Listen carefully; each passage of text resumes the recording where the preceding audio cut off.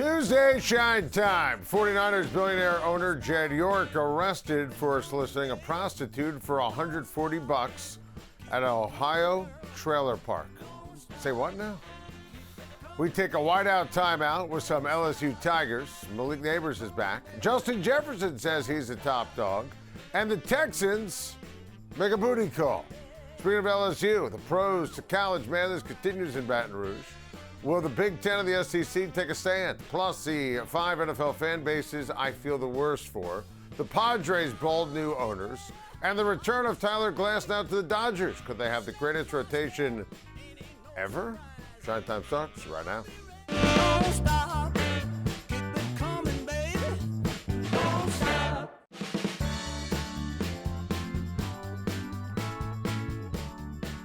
San Francisco 49ers owner Jed York was arrested on Sunday, 9:35 a.m., for trying to pay $140 for sex in an Ohio trailer park. This according to court documents obtained by the California Post. York responded to an advertisement from a known prostitution website in Columbia County, Ohio. However, when York was on the way to meeting who he thought was a sex worker at a trailer park in East Palestine, Ohio, he was taken into custody by an agent from the Mohawk Valley Human Trafficking Task Force who had orchestrated the sting operation. York was booked on 2 separate charges, 1 count of engaging in prostitution and 1 count of possessing criminal tools. On Monday, however, York cut a plea deal with prosecutors. York, who was initially released on $5,000 bond, pled no contest to a lesser charge of disorderly conduct, as well as no contest to 1 count of possessing criminal tools, the records show. He was sentenced to 1 day in jail, though he was given credit for the time served and offered to pay $1,150 in fines. A court filing also shows that York's attorney stated he completed an online course. The NFL, meanwhile, in a response, released the following statement. They are aware of the matter, which will be reviewed under the personal conduct policy, end quote. And the 49ers had this to say. As a legal matter, which has been resolved, we will not be providing any further comments at this time. End quote. So here's what I think for the San Francisco 49ers needs to be discussed after Jed York's arrest. And obviously, on every level, this looks terrible. This has been the offseason, the preseason from hell for the San Francisco 49ers. There are more signs now from the universe and from the California Post that this is just not going to happen for the San Francisco 49ers in 2026. It's this. On the heels of all the Brandon Ayuk nonsense. It's Jed York on the heels of Kyle Shanahan getting into a car accident and not being able to coach at the beginning of training camp. It's Christian McCaffrey not practicing with general body tightness and not practicing for a couple of weeks.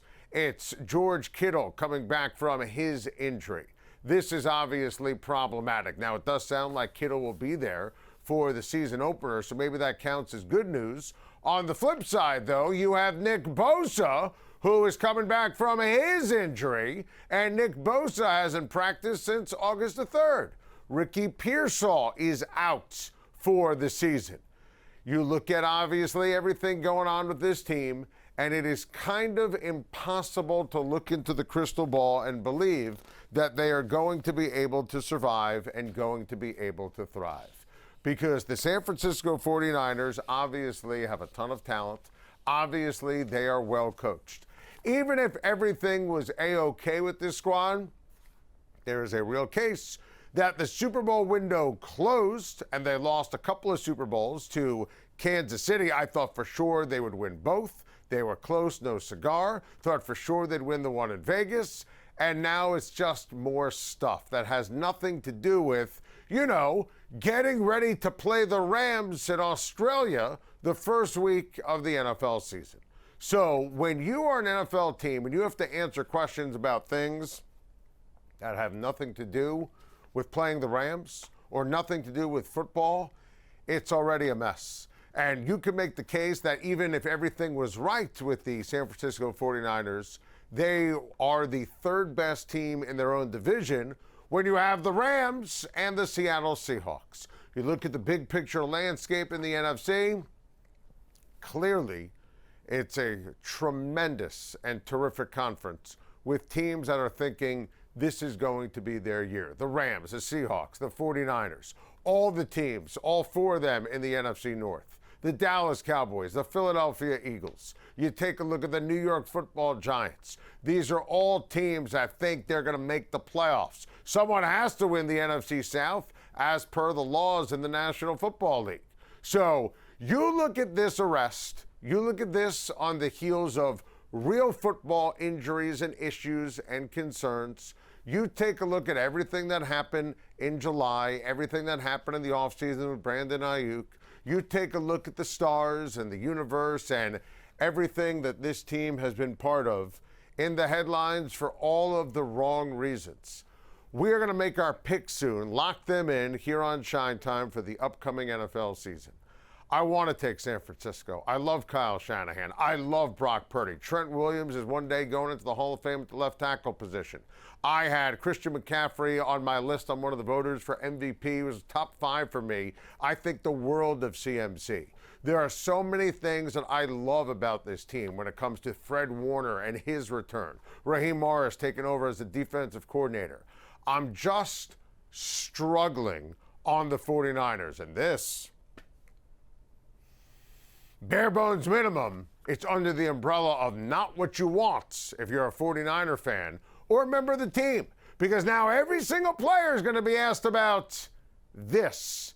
You always want to make sure that you have singular focus, eye on the prize. This is a focus on something else. I can't see how the San Francisco 49ers get it together, and there is a real shot that that championship window for this core absolutely slammed closed. Fans of the New York Football Giants got a sight for sore eyes yesterday, seeing star wide receiver Malik Nabers take the practice field not wearing a red no-contact jersey for the first time this offseason. Is John Harbaugh willing to say that we're going to see Malik Nabers play in week number 1? With Malik, it would seem like if you're able to get into contact, right, barring some sort of setback, that he's trending towards being ready for that first week of the season. Yeah, I just don't want to make any kind of statements like that. I think it's reasonable to assume that. You know, those are all kind of things that you can assume. It's just based on watching the guy practice. But, you know, I know the only thing I know more than you guys know is what the docs and the trainers tell me as far as his rehab. So, and that's doing well. He's doing really well with that. He's strong. He's in a good place. But how he gets through practice, how ready he is to play and protect himself, is really based on practice. You know, so you're watching practice too, and you can see it. I got to tell you, if you're a fan of the New York Football Giants, this is energizing. And listening to what Harbaugh had to say is great. This back page of the New York Post is everything because go routes. It's reasonable to assume that Malik Nabers is going to play for the New York Football Giants week number 1, Sunday Night Football, home opener against the Dallas Cowboys. This is exactly what you need to see and hear if you're a Giants fan. Malik Nabers is a stud. He is a budding star at the wide receiver position. That injury last year was so difficult if you're a Giants fan, soul-sucking. We never got to see Jackson Dart throw a pass to Malik Nabers in a game because Brian Daboll didn't play Dart, didn't start him, Nabers gets hurt. The rest is history. Daboll's fired, and here we are. You look at Malik Nabers. This cat is en route to being something special. Now, coming back from a torn ACL is obviously a big deal, and obviously you start thinking about making sure that he's ready for not only week 1 against Dallas, but a big picture in terms of being healthy for an entire campaign, an entire season. Because this is not about trying to win week 1. It's about Malik Nabers and Jackson Dart having that bond, making big plays, splash plays, and this being a combination for the next decade for the New York Football Giants and their amazing fans. So this is energizing. To me, this is step 1. This is the start of something big. This is the beginning of the beginning. He had to make sure at the end of the day that Nabers was ready to rock and roll, and Nabers was able to shed that jersey and practice fully and get hit in practice and take a hit and stand back up. That's what you're looking for in training camp coming off an injury like this. Also, it changes the equation and the math for the entire football team. Jackson Dart has a ton of talent. Jackson Dart goes to a different level if he's throwing the ball to Malik Nabers. I like the rest of the receivers for the New York Football Giants. But guys like Mooney and Austin, these guys are better if they're in their role. I love Malachi Fields, who they drafted, better if he's in his role. And Malik Nabers is the go-to guy. Malik Nabers is the star. Malik Nabers is the attention of everyone from the opposition's defense. And then these aforementioned guys, Isaiah Likely, who I love at the tight end position, Harbaugh's guy from Baltimore, they can survive and thrive and dominate where they're originally supposed to be slotted. We look at the offense and on the depth chart and at the wide receiver position, tight end in the case of Likely, and then it will be their time to shine. But this, to me, was great news. This is one of those checkpoints that, simply put, had to happen. And if it didn't happen this week, then I think everything is in jeopardy. John Harbaugh's done a great job handling Malik Nabers in terms of getting him ready for week one, but also beyond, not giving you too much in the press in terms of, okay, this is how it's going to be, and making declarations that he'll be out there for the Dallas Cowboys game. Remember, when you look at the schedule, it's Dallas and then the Rams. And by the way, those could be the two best teams in the NFC when it's all said and done. But the next 4 weeks for the Giants, they have an opportunity to win all those games. Heck, if Malik Nabers is on the field week one, and everyone knows I love the Cowboys this year, the Giants will have a real shot to beat Dallas. To me, it's that simple. If, in fact, you see Malik Nabers on the field, the Giants will have a chance to beat the Dallas Cowboys. If Nabers is not out there, they're not going to win that game. It's as simple as that.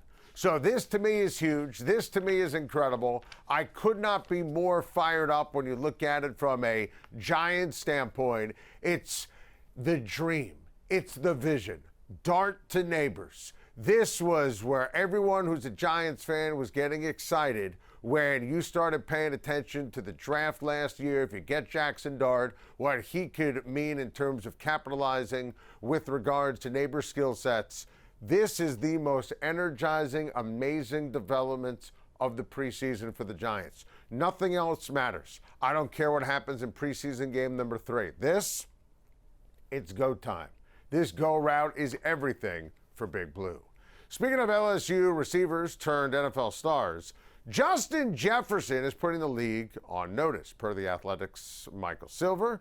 Jefferson says he knows he's no longer considered the number one wide receiver in the NFL by many, but that will change soon. He told our friend Mike Silver, no, not yet, but they will view me as the number one wide receiver in the NFL after this year.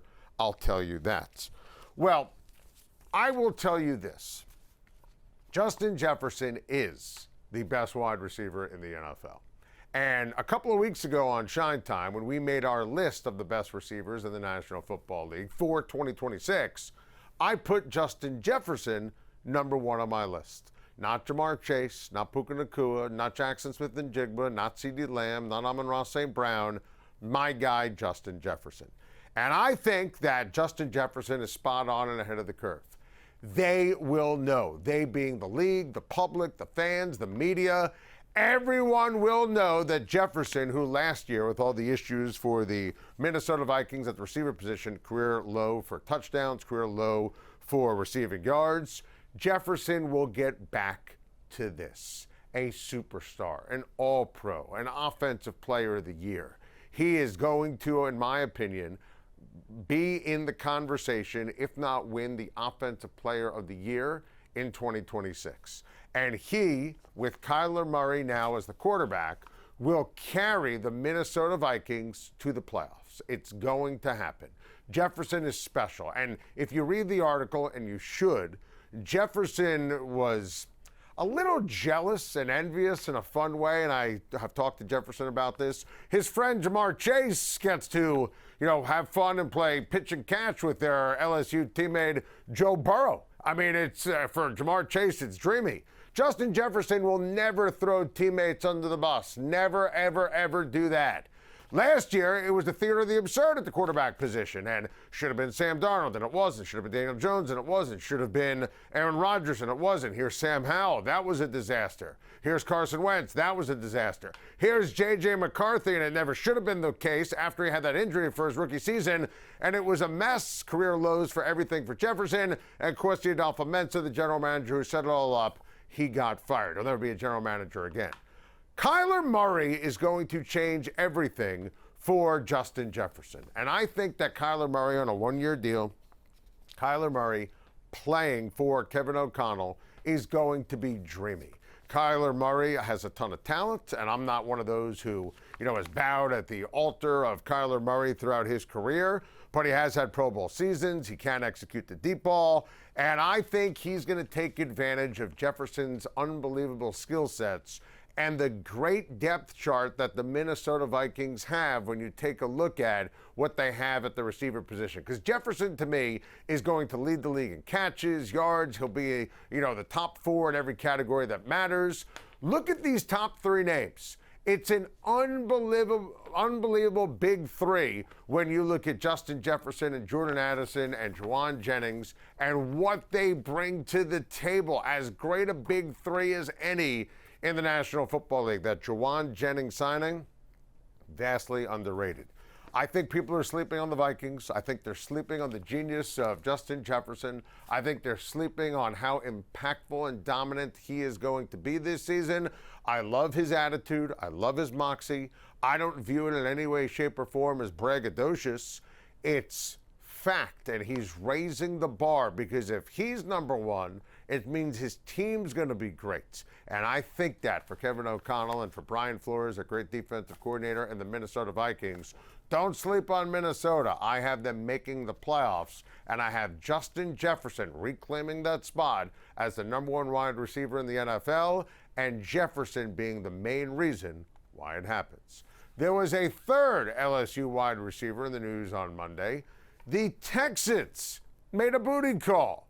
They acquired Kayshon Boutte from the Patriots in a trade, Jalen Reed, who played in 7 games as a 6th-round rookie in 2025, and a 2028 7th-round draft pick. They go to the New England Patriots. So I think this is a terrific move. Absolutely terrific move for the Houston Texans. Higgins got hurt. They were banking on him taking a major step forward, 2nd year in the NFL. And I view the Texans as a legit Super Bowl contender. They have the best defense in the National Football League. They just need anything on offense. And I think that Nico Collins is a superstar, and I think they need someone to step up as a number 2 wide receiver, and Boutte could be the guy. I love Tank Dell. He hasn't been healthy in a couple of years, and that has been troublesome and problematic. And obviously, it all comes down to C.J. Stroud and evening out his play and not being a negative. I don't know if we'll ever get the dominant version of C.J. Stroud that we saw in his rookie year, but I think the acquisition of David Montgomery at running back is going to help. I think 3 new starters on the offensive line are going to help. Do not sleep on the Houston Texans. And this is one of those moves where you see a problem, fix a problem, have an injury, you don't hang your head, you deal with it. Don't forget about Schultz, who they have at the tight end position, who I think can help as well. I think this is one of those August trades that will help both teams. But I love how Nick Caserio, the Texans GM, got aggressive. Higgins hurt, it sucks. See a problem, fix a problem. A booty call that's going to have major implications for the Texans in a positive way this season. Have you had enough LSU yet? Too bad, because it's not just Lane Kiffin, but Will Wade and the basketball team cashing in on pros returning to college. Will the SEC take a stand? Where the sun don't shine is next.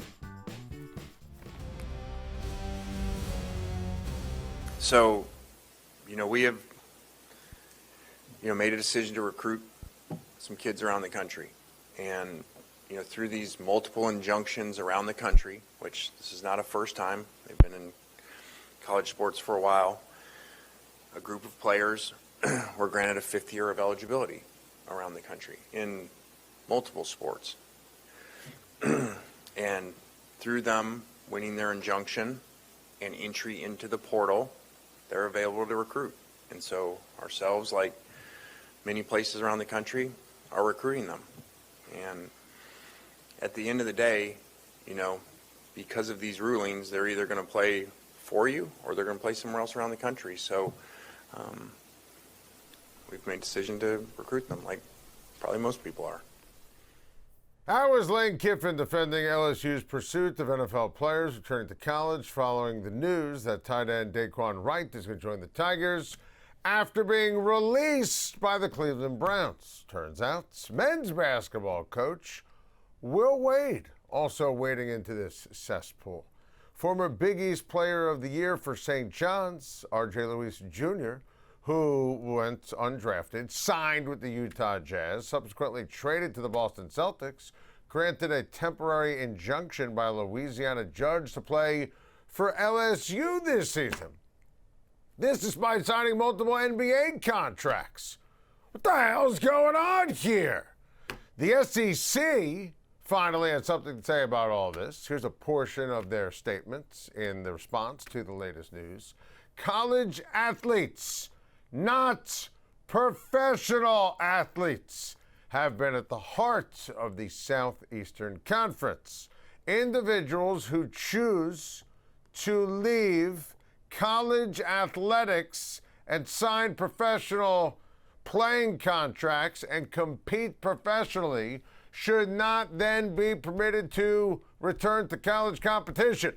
Allowing that to occur will blur the line between college and professional sports, create significant competitive equity concerns, and reduce opportunities for high school and current college athletes.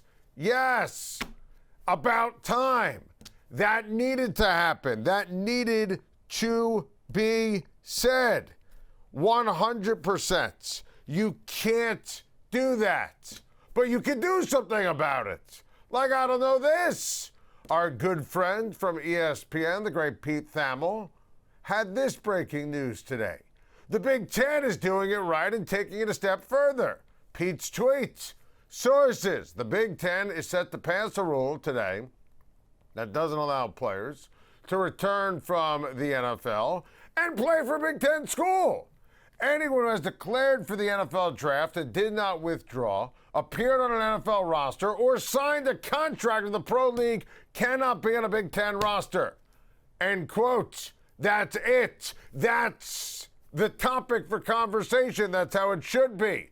Now, the SEC, I give them credit for the statement, but it needs to be a letter of the law. That's it. If you sign a pro contract, you're a pro. You're not a college athlete anymore. This is not ambiguity. This is not confusion. There is no blurred line. If you're a pro, you're a pro. You can't play in college. And the Big Ten is doing something about it. The SEC, the statement is great. That's nice. Do something about it. Basketball for LSU, football for LSU, can't get away with this. It's just absolutely not right. You can't have someone who is on a Celtics roster playing basketball for Will Wade. You can't have someone who's just in camp with Deshaun Watson now playing football a couple weeks later when it's all said and done for Lane Kiffin at LSU. And honestly, shame on LSU. Shame on Will Wade.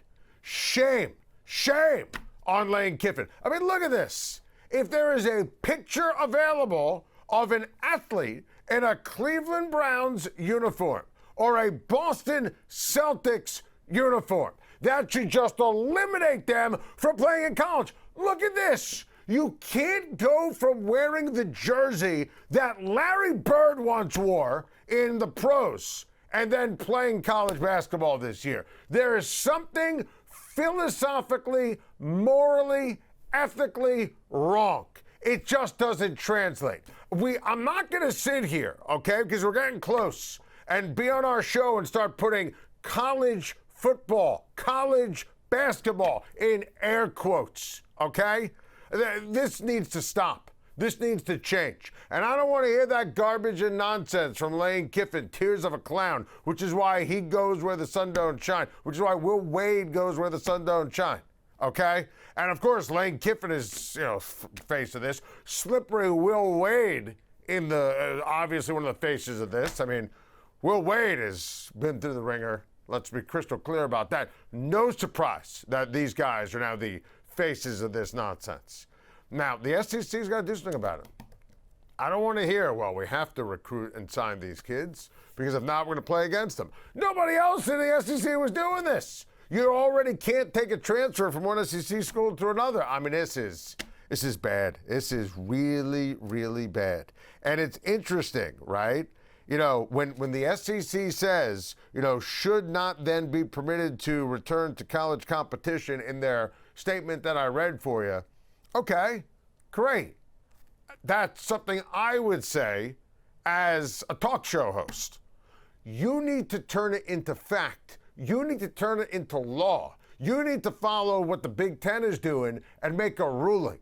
If Lane Kiffin or Will Wade want to be jackasses, you can't let this happen. It is so bad for college athletics, for these kids, for our other players, actual college athletes on the teams. It's awful. I have such a problem with this. To go from the optics of Brown's training camp to LSU, I mean, really, the hell are we doing here? What are we doing here? Browns fans were dealt another blow yesterday with Deshaun Watson being named QB1 after he insulted the fan base publicly. But are they the NFL fan base that has it the worst? I'll give you my top 5 next. Yesterday, Cleveland Browns fans were informed Deshaun Watson, a despicable person, terrible quarterback, would be their starting quarterback for week 1 of the NFL season. It was just the latest in a decades-long debacle for the dog pound and all the loyal Cleveland Browns fans. But do they have it the worst of any NFL team? Here's the list today. Top 5 NFL fan bases I feel the worst for. Number 5, the Jets. What is the expression? Same old Jets. And here's the problem if you're a Jets fan. Look, they haven't won a Super Bowl since Namath, which means most people alive have not seen the Jets win a Super Bowl. The Jets have this pretty amazing and awesome knack of failing all year long. They could fire general managers in the springtime. They screw up the NFL draft every single year. They invent ways to lose. Bad football, bad coaches, bad owners. Can't believe this just happened. Close but no cigar. Paper bags for everyone. I feel terrible. If you know a Jets fan, I know that you do. It fills their soul. Their lives are changed because they root for this just snake bit horrendous franchise. Same old Jets. I feel terrible for Jets fans. Number 4, Bills fans. And listen, the Bills, I would always make this case. They didn't win a Super Bowl in the 90s, but 4 straight Super Bowls, it's an amazing accomplishment. Great teams, fun to watch teams. And 4 straight Super Bowls is something that will never happen again in the history of the NFL. But they have never won a championship. Close but no cigar. And how they've lost and that they've lost. And 13 seconds against Kansas City a few years ago. And wide rights when you think about Norwood and what transpired going up against the New York Football Giants. I mean, this has just been painful for year after year, decade after decade. Bad coaching, bad moments, bad management. Josh Allen is Santa Claus meets John Elway. And I think he will deliver a championship for the Buffalo Bills, and it could easily be this year. But until that happens, this long-suffering fan base is just going to keep saying, wait till next year. Number 3, the Detroit Lions. Rebuilding since 1957. And finally, it felt like the Lions were en route to getting to the Super Bowl, and Dan Campbell had the lead a few years ago against San Francisco. and he choked it away. Just, game management, clock management, as miserable as it gets. They wasted Barry Sanders' career. Think about the theater of the absurd and just how bad you have to be as an organization to turn the legendary Barry Sanders into someone who's irrelevant because they couldn't win with Barry Sanders. I feel terrible for the fans of the Detroit Lions. Number two, the Minnesota Vikings fans. I think sometimes the Vikings, because they've had great players and great teams, it kind of gets lost in the shuffle just how snake-bit a group they are. The Minnesota Vikings, they've been close but no cigar for so long. They also have been no cigar in any way, shape, or form, right? And, they're in this amazing division with great fan bases. And, you think about how they just don't get the proper credit or recognition ever. And they're constantly second fiddle to the Green Bay Packers and to the Chicago Bears. Minnesota's never seen a Super Bowl, never won a championship in the NFL. Listen, I love this team. I love this fan base. I mean, we could go back to, wasting Randy Moss and Chris Carter, Randall Cunningham, Dante Culpepper. We can go through all these, Gary Anderson, wasting the next game after the Minnesota-Minneapolis Miracle. I mean, just so many teams you thought it would be their moment, their time, and just brutal. Absolutely brutal if you're a fan of the Minnesota Vikings. Number one on the list, the Cleveland Browns. I don't know how a Browns fan does it. If I'm a Browns fan, I would have to give up. I mean, the Cleveland Browns, at the end of the day, if it wasn't for bad luck and bad ownership and bad management and bad coaches and bad decisions, they wouldn't have anything. I mean, first the Browns move and become the Ravens, then the new Browns are in, and there's this, just atrocious quarterbacks, multiple quarterbacks. We'll get them next year. A fan base that is so tough and so passionate and knows their stuff. And then this, and now Deshaun Watson on the heels of Charlie Fry and Johnny Manziel and Brian Hoyer. And it's a factory of sadness. It's just as soul-sucking as it gets. There's not a fan base in the NFL I feel worse for than the Cleveland Browns. Next up, California Dreamin, baby. The vibes are immaculate out west with two SoCal NL rivals. The Padres get new owners with all the right energy, and the Dodgers get back yet another ace on their staff with Tyler Glasnow's return. We're living the dream to wrap up Schein Time next.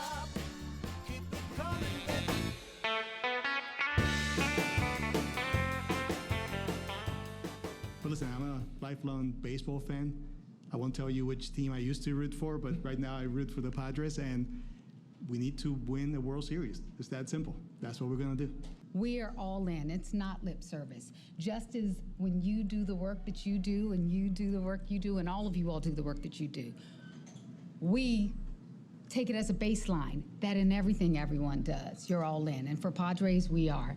And we are absolutely committed to this organization, and we are absolutely overjoyed. And we understand, if you heard it, we're gonna win. We're gonna win. We're gonna win and win it all. We hope it's sooner rather than later. And you know what happened there? The Padres won a press conference, and I am so excited for San Diego Padres baseball. Ladies and gentlemen, the new owners of your San Diego Padres, Kwanzaa Jones and husband Jose E. Feliciano. And the E stands for excellence. Just a phenomenal press conference. Because if that first press conference is any indication, there are going to be plenty of great moments and winning in the Padres' future.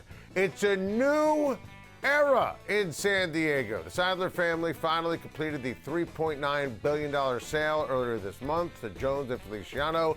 Jones, a former singer, Feliciano, a businessman, net worth of $3.9 billion per Forbes.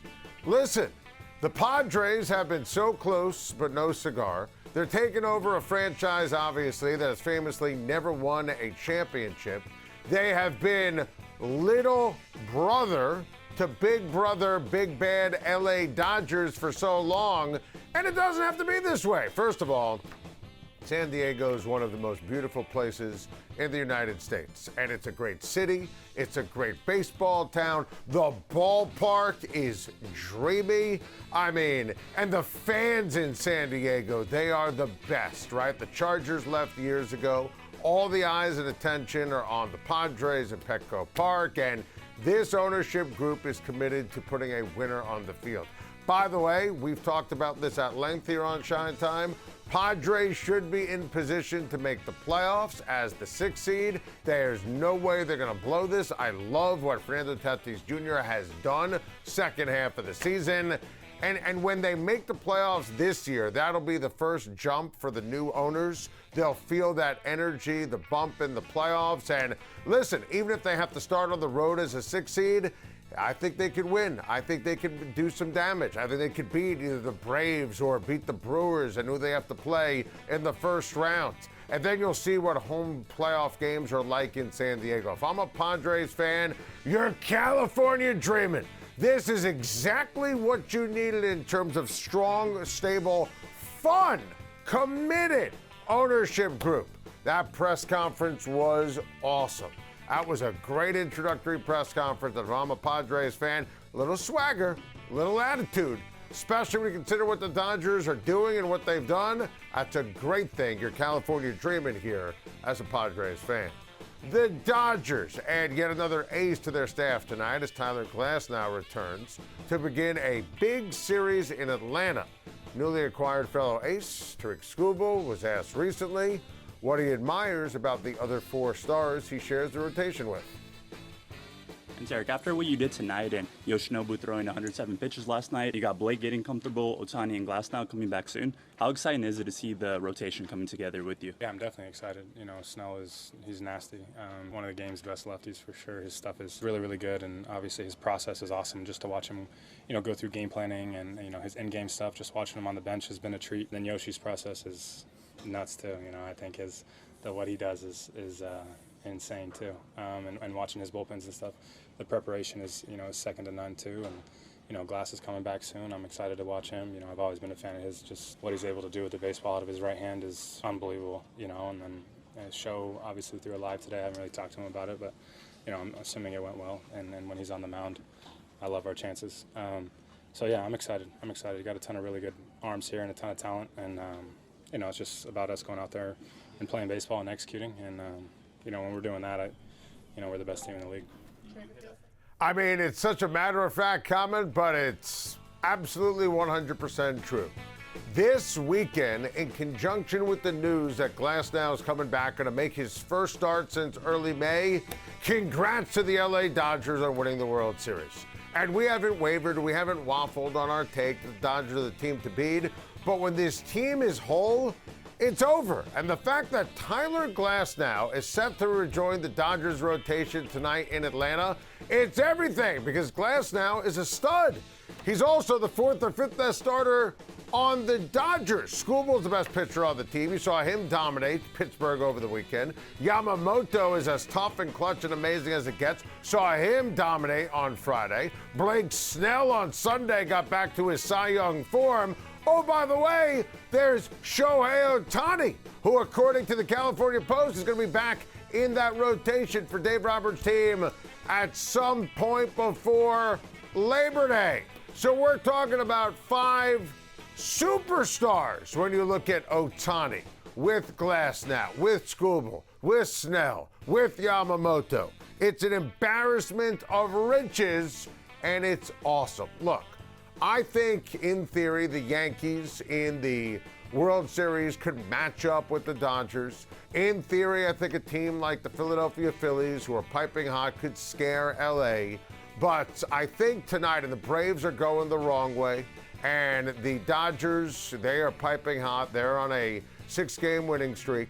I think the Dodgers, who are a game behind Milwaukee to get that 1 seed in the National League, once that happens and the National League and baseball goes through Los Angeles, California once again, it's over.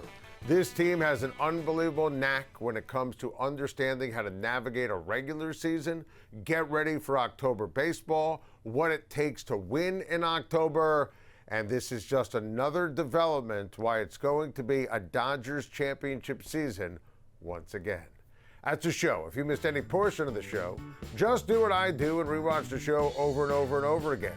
Go to our new YouTube page, subscribe at Schein Time. We'll see you tomorrow on Schein Time.